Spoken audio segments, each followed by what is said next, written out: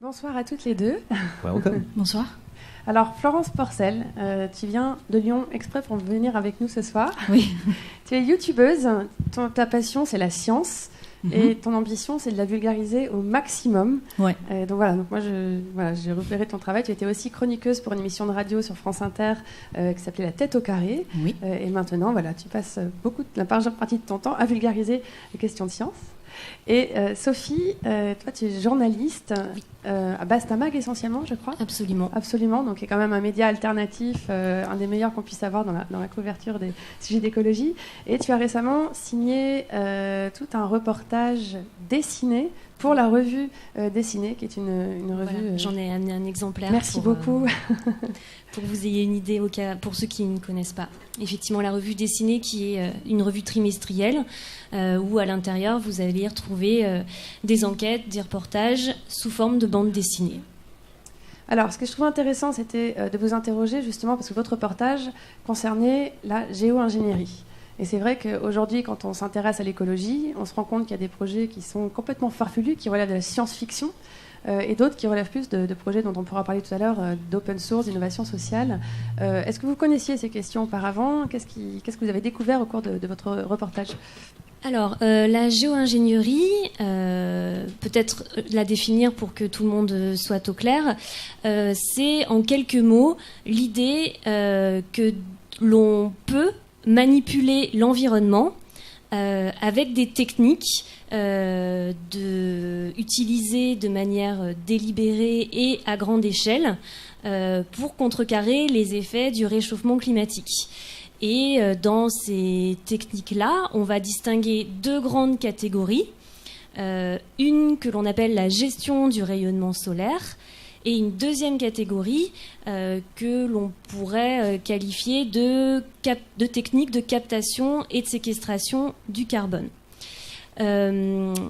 Alors avant peut-être de revenir davantage sur ces techniques et ce qu'elles impliquent, moi j'en avais entendu parler dès 2011 en fait, donc en tant que journaliste à Bastamag, parce qu'on avait été interpellé par des mouvements britanniques, des organisations environnementales, car à l'époque le gouvernement donc britannique envisageait de projeter des particules soufrées dans l'atmosphère, une expérimentation en fait de petite échelle qui visait donc à refroidir pour une durée indéterminée, mais en grandeur nature, le territoire.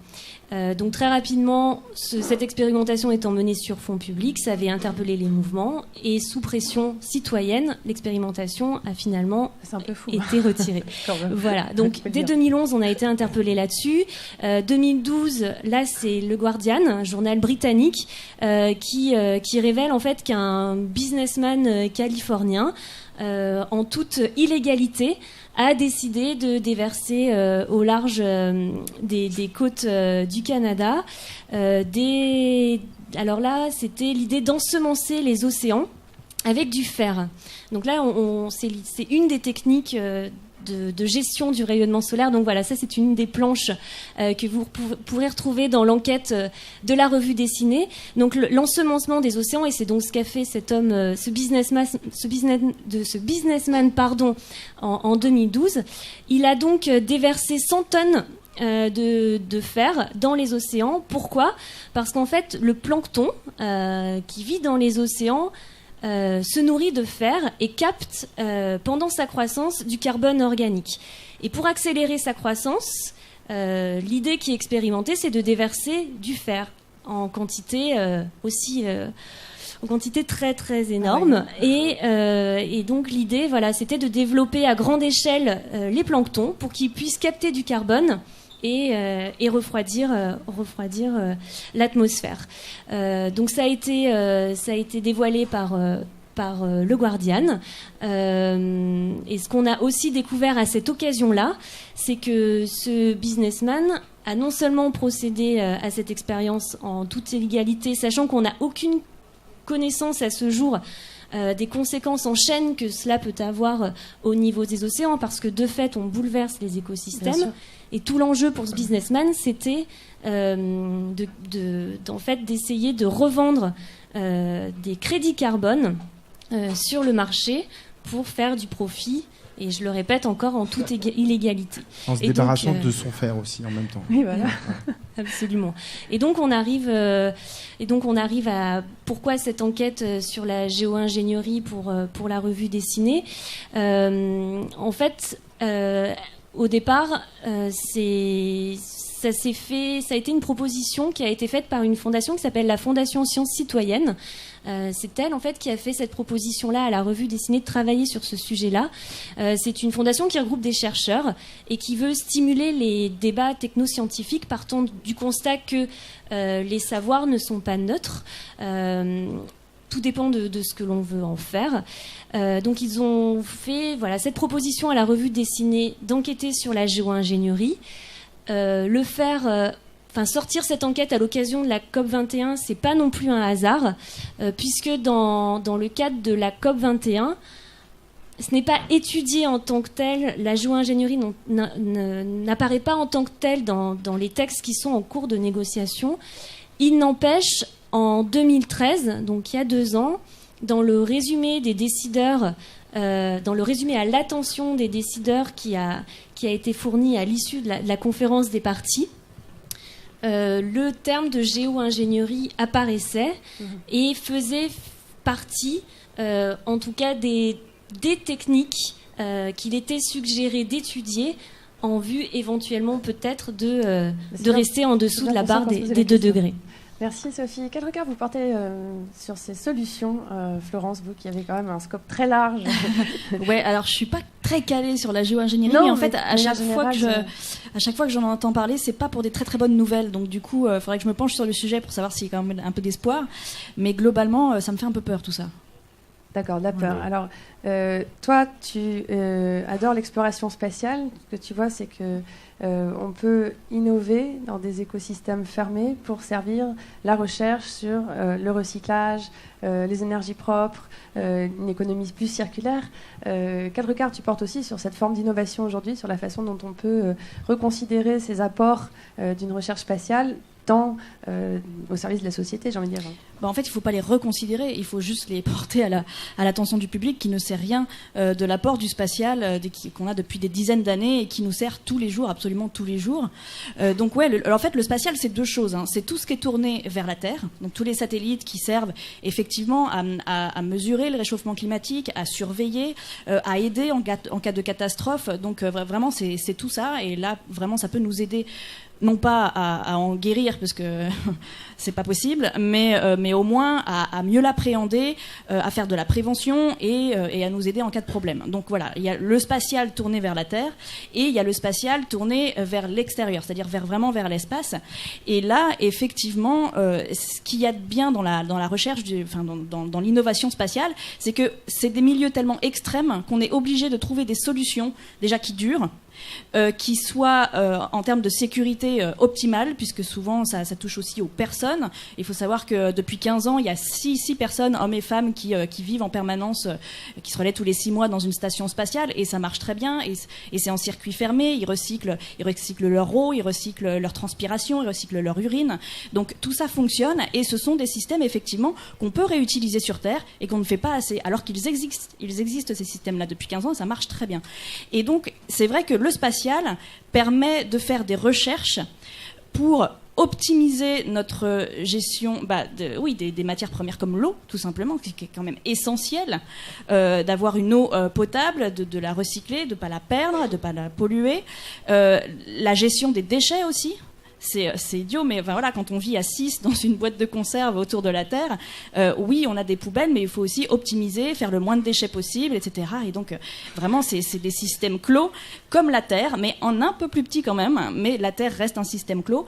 Et puis l'énergie, voilà, ce sont des panneaux solaires qu'utilise la station spatiale. Donc, il a fallu faire des recherches en termes de physique, des matériaux, voilà, tas de choses pour optimiser le rendement solaire. Enfin, vraiment, en fait, le spatial permet d'innover dans des conditions extrêmes, et à partir du moment où ça fonctionne dans l'espace, dans des conditions extrêmes, ça peut fonctionner sur Terre. Et ça fonctionne sur Terre, mais on l'utilise pas assez. On n'est pas obligé de s'envoyer en l'air pour tester tout ça non plus. Autant joindre l'utile à l'agréable, oui, non ? D'accord, mais je suis d'accord. Mais je comprends la logique. Ta conviction... Je propose de créer un laboratoire sur Terre. Si tu veux, alors on en reparle après. Joe. Avec volunteer. Ta conviction justement par rapport à, à la période qu'on est en train de vivre, par rapport à l'urgence d'agir, par rapport ça craint, c'est ça. D'accord, ok. Bon, voilà. Non, mais ce qu'il y a aussi, c'est que le spatial nous...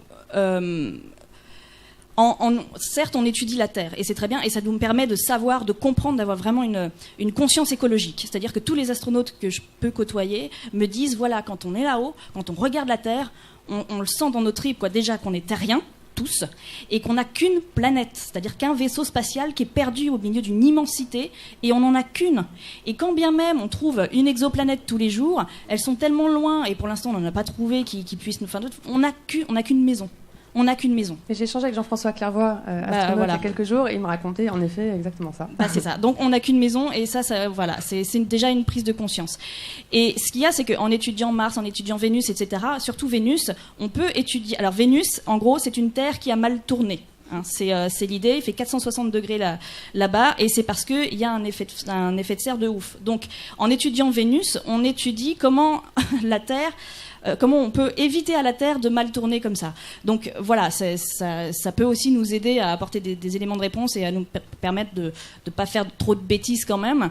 Voilà ce que je peux dire de ce que peut apporter le spatial en termes de... En tout cas, pour essayer de nous aider, de nous guider dans la compréhension et dans la gestion du réchauffement climatique qu'on a ici.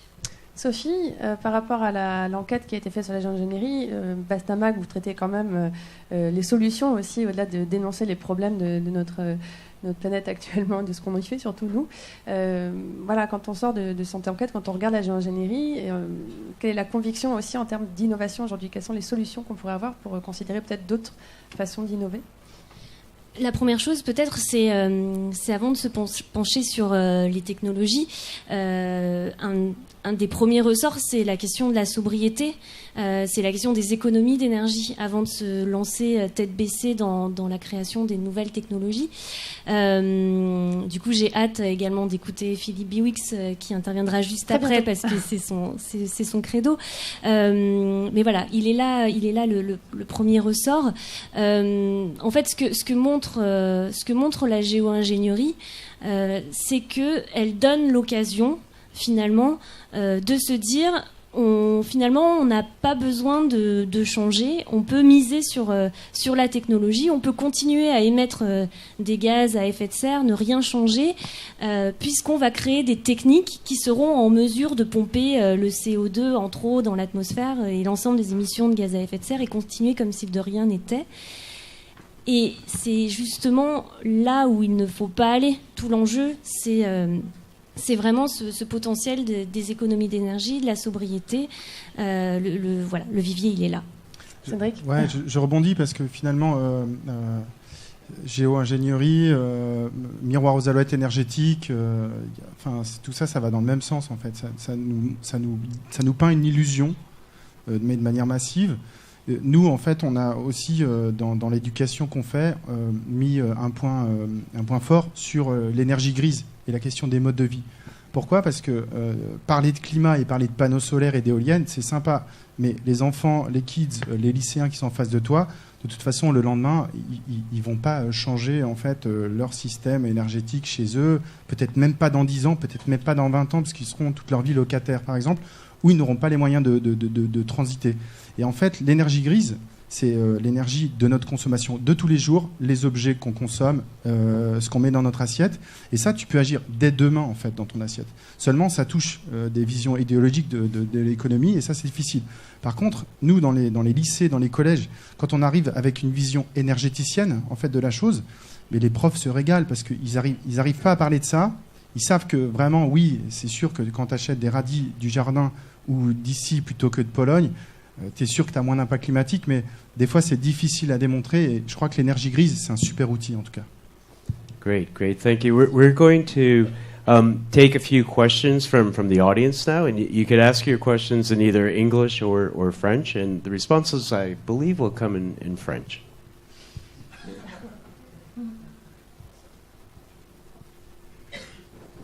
Bonjour.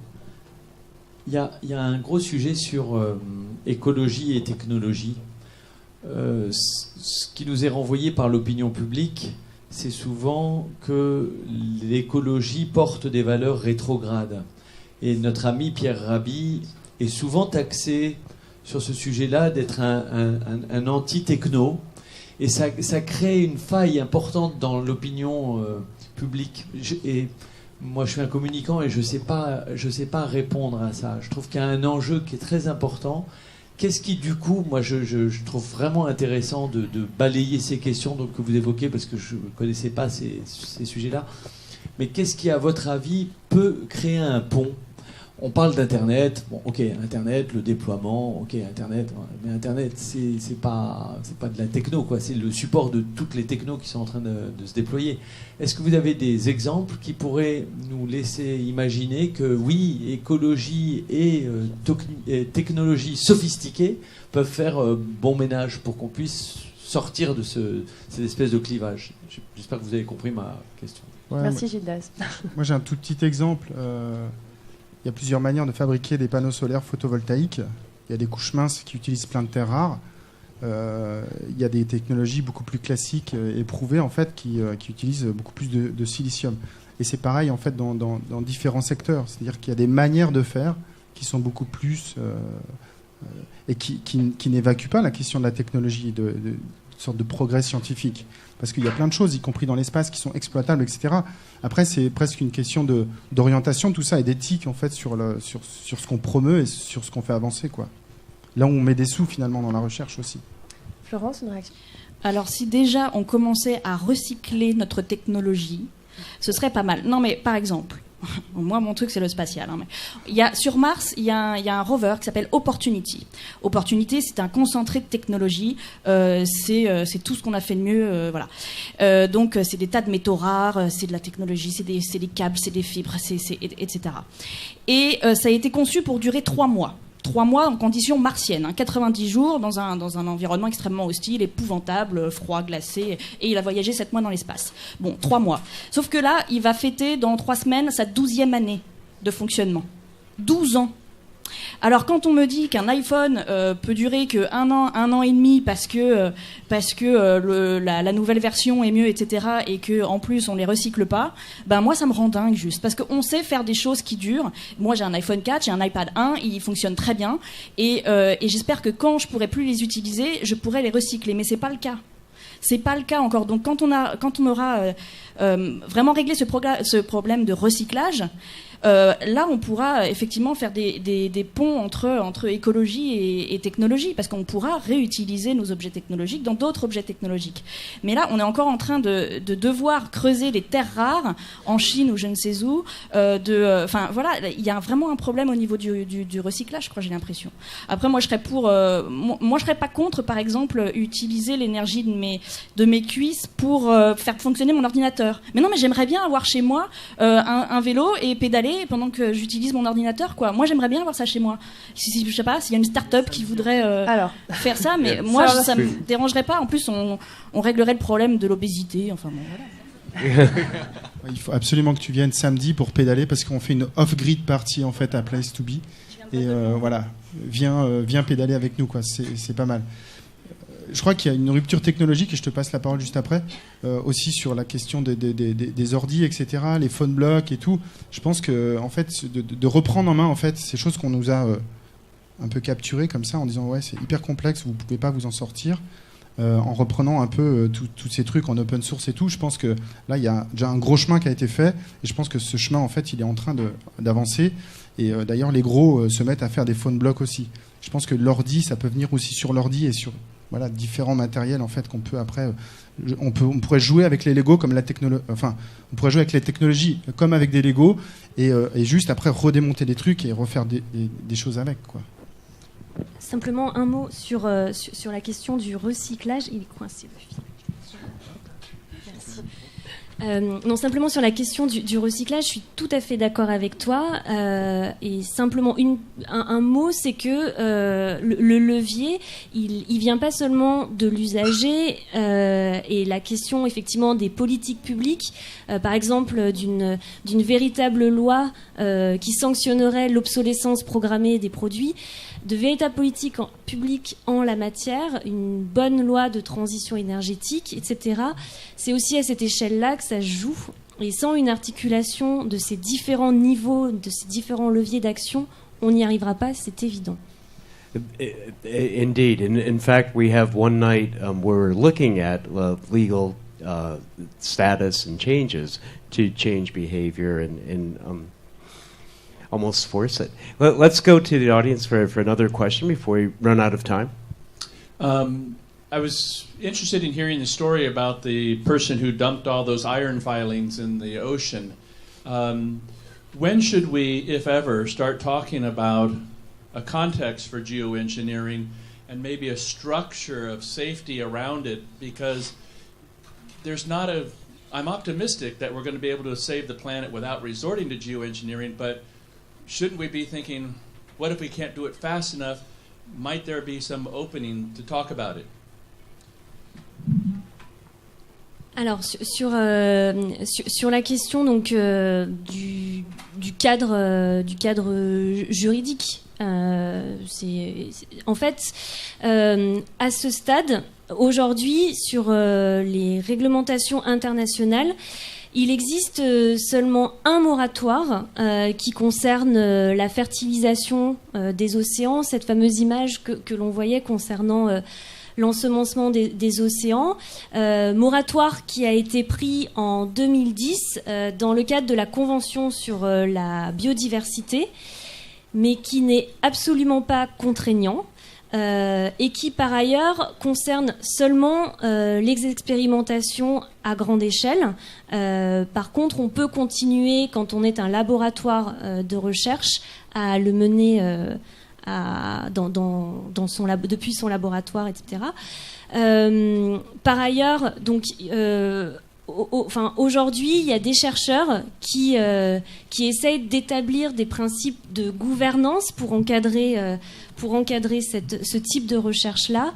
Mais on en est encore aux prémices. Et un mot simplement, au cours de l'enquête, ce dont je me suis rendu compte, c'est que entre les États-Unis et ce qui se joue en Europe, par exemple, c'est totalement différent. C'est-à-dire qu'aux États-Unis, on a pas mal de recherches aujourd'hui qui est menée sur ce sujet-là, mais avec pas mal de conflits d'intérêts, puisque les chercheurs qui travaillent sur ces techniques-là sont liés à leurs financeurs. Ces chercheurs-là détiennent par exemple des brevets sur les techniques de captation du carbone, par exemple. Donc les recherches sont orientées. En France, par exemple, on a très peu de chercheurs qui travaillent là-dessus. Et ceux que j'ai pu interroger, en fait, ce qu'ils demandent, ils disposent de très peu de financement. Ils travaillent depuis leur laboratoire. Ils travaillent plutôt sur la base des modélisations, avec l'idée plutôt d'évaluer à la fois les risques et les potentiels de ces techniques pour justement en mesurer les conséquences et avoir un débat en toute connaissance de cause sur ces techniques-là. Donc voilà, on en est à ce stade-là aujourd'hui. Voilà. Merci à tous les trois d'être venus. Est-ce que vous avez juste un petit message à faire passer avant de descendre de scène, si vous... On n'a toujours qu'une planète. Prenons-en soin. Merci, Florence. Continuez à vous informer librement.